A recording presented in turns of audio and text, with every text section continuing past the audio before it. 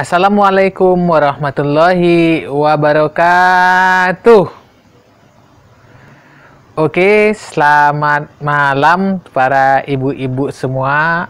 Alhamdulillah kita diberikan kesehatan sehingga kita bisa berjumpa di dalam rutinitas kita, yaitu setiap bulan melakukan pertemuan kelompok yang biasa kita sebut sebagai P2 dan K2. Oke ibu-ibu, pada malam hari ini kita akan membahas tentang cermat meminjam dan menabung. Sebelum kita memasuki pembahasan kita, saya mau bertanya dulu, kira-kira Bapak Ibu semua sudah paham belum dengan materi kita yang kemarin? Atau sudah dipraktekkan belum materi kita yang bulan kemarin? Iya, materi kita tentang mengendalikan keuangan keluarga yang bulan kemarin. Kira-kira Ibu Nita, gimana Ibu Nita? Sudah dipraktekkan belum di rumah? Oh, susah ya. Oke. Ibu Eni, oh iya udah Bu. Kalau sudah mulai dipraktekkan. Oke. Sebelumnya gimana reaksi para bapak-bapaknya Bu? Ketika ibu-ibu mau mempraktekkan ini sesi kita sebelumnya, yaitu mengelola keuangan keluarga. Yang kemarin ada dua cara, kalau pendapatannya bulanan bisa dengan amplop, dan kalau yang pendapatannya harian bisa dengan catatan kas harian. Apa Bu kira-kira reaksi para bapak-bapaknya? Kenapa? Karena banyak yang dikurangi ya? Oh, jadi bapak-bapaknya protes karena banyak yang dikurangi jatahnya ya. Gitu ya.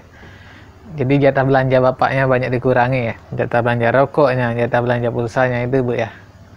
Oh iya udah, nggak apa-apa Bu, tapi demi kebaikan kita, yaitu agar kita tidak ya bisa mengendalikan keuangan keluarga, agar kita tidak tidak besar pengeluaran daripada pendapatan. Oke, untuk kita pada malam hari ini yaitu membahas tentang cermat meminjam dan menabung. Oke, kita buka dulu yaitu materi kita, yaitu cermat meminjam dengan menabung. Kira-kira kalau mau meminjam uang, ibu-ibu mau pinjamnya kira-kira untuk apa sih meminjam uang? Ayo, ada yang tahu nggak? Kalau tidak ada yang tahu, oke, kita lihat dulu materi kita, yaitu tentang cermat meminjam. Oke, sebelum kita meminjam, ada beberapa hal yang harus kita ketahui. Yang pertama yaitu bisa dibaca ini Ibu ini tadi. Ya, yang ini. Oke, yang pertama yaitu untuk apa kita meminjam. Nah, itu pertanyaannya, untuk apa kita meminjam. Nah, di sini ada keterangannya, yaitu sebaiknya kita meminjam itu untuk memenuhi kebutuhan, bukan untuk memenuhi keinginan. Nah, kita kemarin kan sudah membahas mana yang kebutuhan dan mana yang keinginan. Jadi sebaiknya kita itu memenuhi kebutuhan, atau ini ada tambahan, atau kegiatan yang produktif, misalnya untuk usaha lah Bu ya. Untuk usaha apa ya yang kita bisa buat di rumah. Terus yang kedua yaitu ini, silahkan dibaca, kelihatan kan? Nah, ini yang perlu kita pikirkan, itu cara yang kedua, yaitu kalau ada cara lain, ya untuk apa kita meminjam? Ini, benar kan Bu kan? Jika ada tabungan atau aset, ya jangan minjam dulu. kita gunakan tabungan kita. Jadi kita tidak terikat dengan ya yang namanya rentenir atau namanya tagihan-tagihan lah gitu. Yang selanjutnya yaitu kira-kira Bu apa? Yuk dibaca. Oke. Berapa besaran kita untuk meminjam itu? Ya, berapa besarannya? Yaitu sesuaikan dengan jumlah kemampuan kita untuk membayarnya.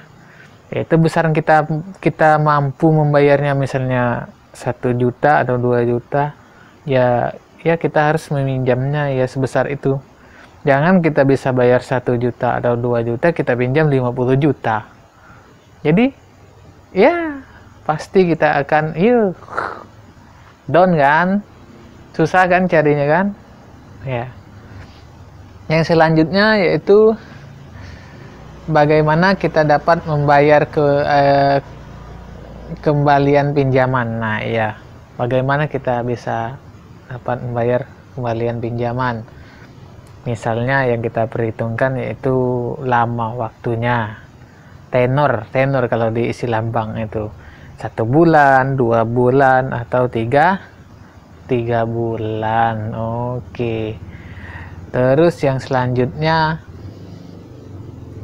kemanakah kita dapat meminjam? Nah, di sini Bu. Ini yang paling penting kira-kira Ibu. Mana ayo kita dapat meminjam? Saudara, bank, koperasi, ya Bu. Rentenir, jangan Bu, jangan minjam ke rentenir. Kalau bisa usahakan ya ke tempat-tempat yang kita harus pertimbangkan. Nah, berhubung yang materi terakhir ini, kemanakah kita bisa meminjam? Di sini Bu, coba Ibu lihat Bu. Di sini ada beberapa sumber. Coba Bu dibaca.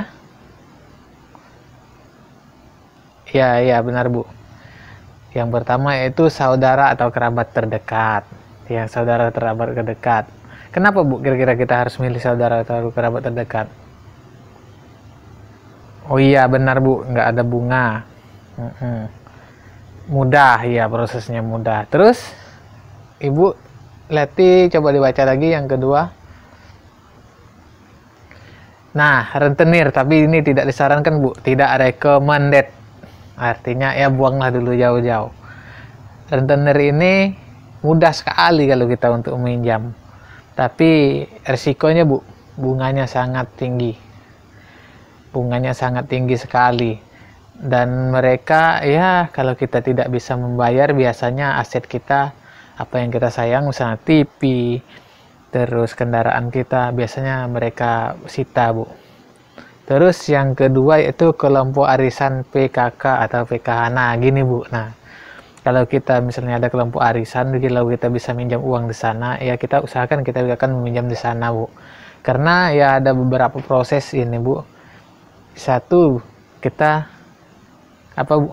Ya mudah. Jaminan kadang-kadang nggak ada. Terus ya ini bunganya kadang-kadang rendah sekali ya. Nah, terus pinjamannya juga, iya Bu, bisa disesuaikan. Terus yang selanjutnya itu koperasi. Kalau kita mau minjam di koperasi, kira-kira Bu ada syarat nggak? Iya, ada syaratnya nggak? Ada. Apa Bu kira-kira? Yang pertama, prosesnya gimana? Iya, betul. Prosesnya rumit, mau isi inilah, isi itulah, iya kan? Terus apalagi Bu? Ada bunga. Ini memang bunganya kadang-kadang rendah, tapi ada juga sih yang tinggi. Terus iya ini biasanya sesuai dengan ketentuan yang berlaku. Kita harus menjadi anggota koperasi itu lebih dahulu.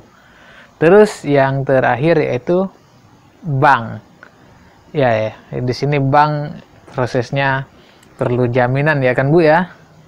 Ya, terus apa lagi Bu? Ya, bunganya yang kita pertimbangkan. Terus besar pinjamannya, tenornya juga. Karena dia setiap bulan. Oke, kalau kira-kira Ada yang mau ditanyakan tentang bagaimana ini cermat kita meminjam? Ada yang ditanyakan? Tadi kita sudah membahas sebelum meminjam ada beberapa hal yang harus kita pertimbangkan. Lihat Bu, ada 5 hal yang harus kita pertimbangkan. Terus tempat-tempat meminjam, ada yang mau ditanyakan? Oke, tidak ada. Oke, kalau tidak ada, sebelum kita melangkah ke materi selanjutnya, saya persilahkan nih kepada Bapak atau Ibu yang ingin buang air kecil lah, atau yang ingin angkat jemuran lah. Oke. Kalau tadi kalau tidak ada yang ini, yang mau ke kamar kecil, kita akan lanjutkan materi kita. Oke. Kalau tadi kita tentang cara meminjam, yang kedua itu cara cermatnya untuk menabung. Kira-kira Ibu, untuk apa sih menabung? Ayo angkat tangan, ayo. Ibu Eli. Iya, untuk beli apa Bu? Beli aset. Nah iya, tepuk tangan buat Ibu Eli. Tepuk semangat buat Ibu Eli. Gitu Bu. Oke, ya, semangat, tepuk semangat buat Ibu Eli. Untuk apa tadi Bu? Untuk beli aset. Yang lain? Ya Ibu Eti. Oke Bu, benar. Untuk biaya sekolah. Iya, betul sekali Bu. Memang benar Bu, untuk biaya sekolah. Bisa. Ada yang lain?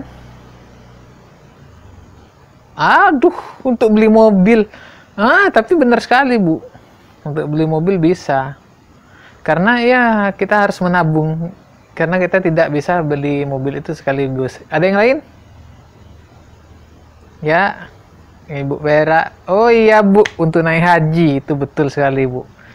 Itu lebih bagus Bu, kalau menabung untuk naik haji. Tapi sebelum kita menabung ya ada beberapa hal Bu yang harus kita rencanakan, yang harus kita cermati terlebih dahulu. Kira-kira sebelum kita menabung, apa Bu ya? Apa Bu yang perlu kita cermati terlebih dahulu? Tidak tahu kan? Penasaran kan? Asik kan? Nah gini, kita lihat materi kita selanjutnya. Yaitu, mengapa sih kita harus menabung?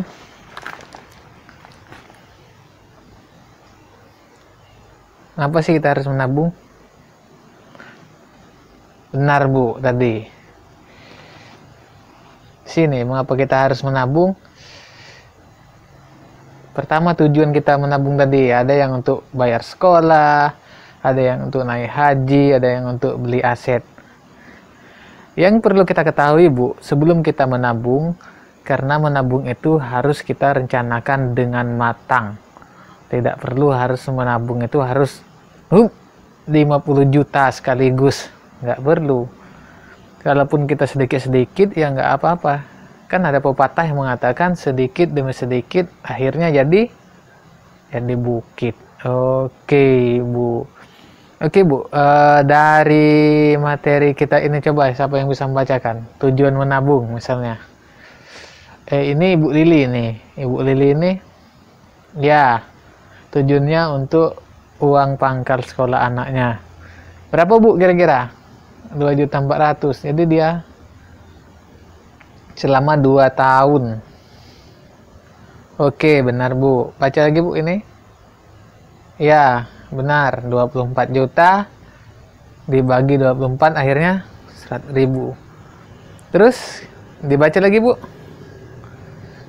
Dibagi per hari akhirnya 3.300. Jadi 3.300 per hari. Jadi ya ini Bu, ya harus dipenuhi oleh Ibu Lili, karena kita harus disiplin. Walaupun sedikit 3.300 tetapi bisa membiayai, ya bisa sampai ke 2.400.000 untuk uang pangkal sekolah anaknya. Begitulah ibu-ibu. Kira-kira Ada yang mau ditanyakan lagi? Ada yang mau diskusikan? Kelihatannya ini ibu-ibu ini udah mulai capek, udah mulai lelah. Mungkin sampai di sini dulu ya pertemuan kita kali ini. Nanti kita akan bahas selanjutnya, yaitu di mana itu tempat untuk menabung, apakah di celengan atau di mana.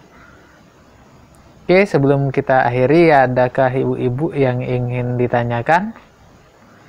Kalau tidak ada, saya akhiri. Wassalamualaikum warahmatullahi wabarakatuh.